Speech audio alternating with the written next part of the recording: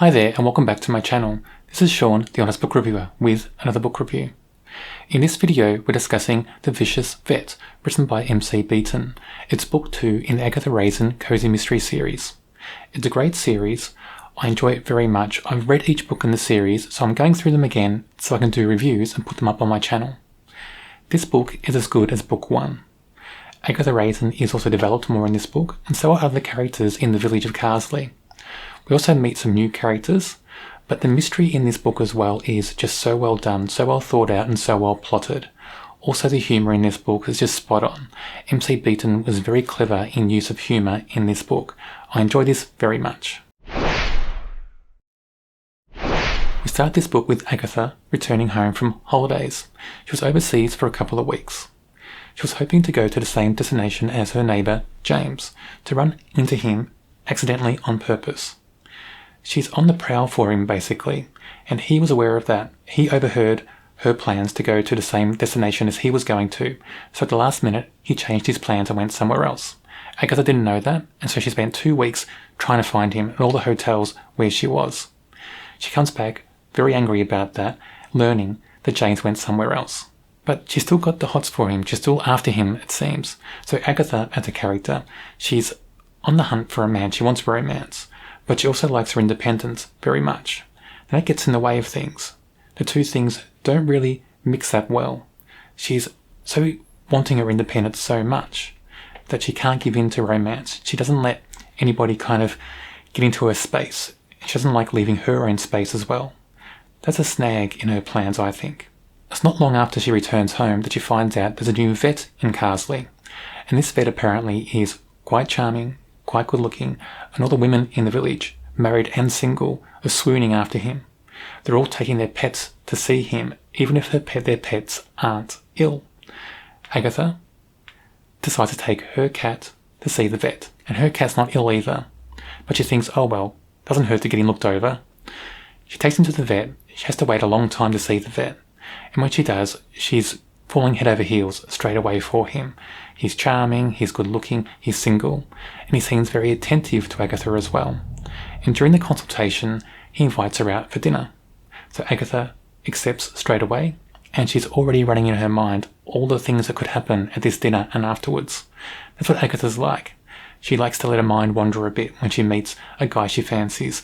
She imagines wedding proposals, she imagines long engagements, she imagines all these things going on, all these romantic things going on in her mind, and it just seems never to pan out that way. Their plans for dinner are foiled due to bad weather, but a few days later they do meet up for dinner.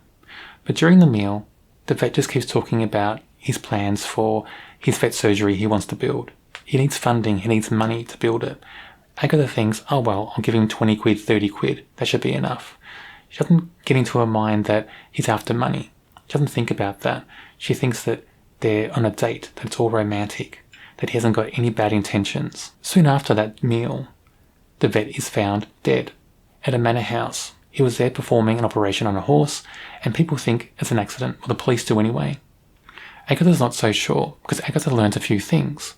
Agatha learns that the vet wasn't very kind to small animals, cats and dogs, that sort of thing. The vet put one of the village women's cats down, and the cat wasn't ill at all. He also mistreated some of the animals in the village as well. Then Agatha also finds out he was a bit of a womanizer, and also other women in the village gave him money. She's not sure at that stage which women, but other women did. It's just a rumour they're hearing. And she learns about some history of this vet as well from certain people. So she thinks it could be murder. She thinks there's other people in the area, many people in her mind, that have motives to kill this vet. I won't go any further into the plot. I don't want to give any more of the plot away. I'll just say a few things. I enjoyed that Agatha convinces James to help out in the investigation, because you get those moments with them together where Agatha thinks that James is interested in her romantically, and then she tries something different, tries something new. Then James senses that or sees that, and he gets worried and concerned, and he pulls away. And it creates these certain funny situations sometimes, and also misunderstandings that just cause maybe a little bit of tension sometimes between the characters, and sometimes the characters seem not to get along, but other times, or most of the time, you feel like they do get along. You actually feel like they're matched in this book. There are quite a few laugh out loud moments in this book. I won't say what they are, but just watch out for a scene where Agatha's going to a bathroom in a pub.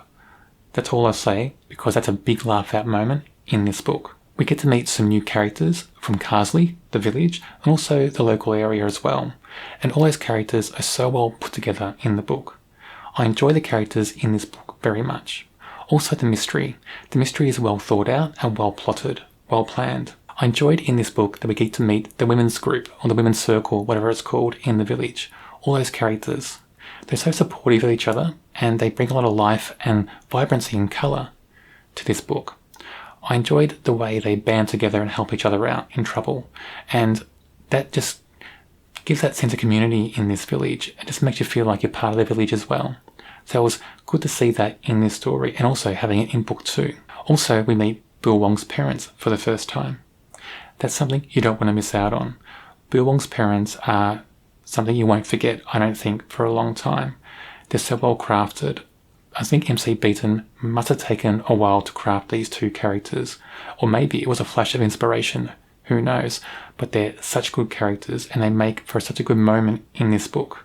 Overall, this book, like book 1, is fun, enjoyable, humorous. The mystery is so good, the characters are so good, the setting's so good as well. This book is just as good as book 1. The first character is James, James being Agatha's neighbour. And also James is described as being good-looking, charming, single, available. He's also very bit cultured, and the women seem to all want to get to know James, if you know what I mean. All the single women, and maybe women who aren't single as well in the village. Agatha wants James. She seems to be hunting him in some sense as well. And when she realises other women in the village are interested in James, it brings out her competitive streak. So James is used well in this story. James is used as a vehicle for Agatha's desires, I guess, and also to bring out that competitive streak in Agatha. So I think MC Beaton created a great character in James, and in this book, James is developed more deeply, and we get more of a good sense of who James really is in this story. Mrs. Bloxby is the vicar's wife, and this character I like very much. She makes quick friends with Agatha, and she's always there to support Agatha in the story. I like the way that this character is very caring, very gentle, also very insightful. She gets down to the root cause or the core of issues, and she has some great wisdom in the story, in this whole series basically, when she's in the scenes. I like this character a lot, and I think Mrs. Bloxby is one of the standout characters in this book, but also in the series as a whole. Frida is a new character in this book. She's a wealthy widow, and she has her eyes on James, and Agatha sees her as competition. Agatha dislikes Frida immediately because of that, and spends her time trying to find flaws in Frida, trying to find things about Frida that she can slip in conversation to James. But Frida herself is interesting. She's vibrant, colourful, she's quite brash, a bit loud, for the village it seems, but she also seems quite genuine and honest. She doesn't seem to be out there trying to spoil anybody's fun or do anything nasty to anybody else. That's the difference between Frida and Agatha. Agatha has this little competitive streak that sometimes turns nasty, but Frida doesn't seem to have that. And so as a character, I enjoy Frida in this book. This book, being the second book in the Agatha Raisin series, is just as good as book 1. I rate it a 5 out of 5. The characters, the mystery, the setting, all so good in this book. Brilliant even. I think MC Beaton did a wonderful job in creating Agatha Raisin in the first book, and in this second book she's developed even more. And so are other characters in the story, like James, the neighbour. It just makes me feel very comfortable to read these books. It feels very comforting, like you're a part of the village. I think that's one of the things that MC Beaton does good as well. She draws you into the village life in her stories, both in this series and the Hamish Macbeth series. On my channel, I review many cozy mysteries. If you like cozy mysteries, check out my channel and subscribe. I also have an Agatha Raisin playlist on my channel. Should be on your screen now.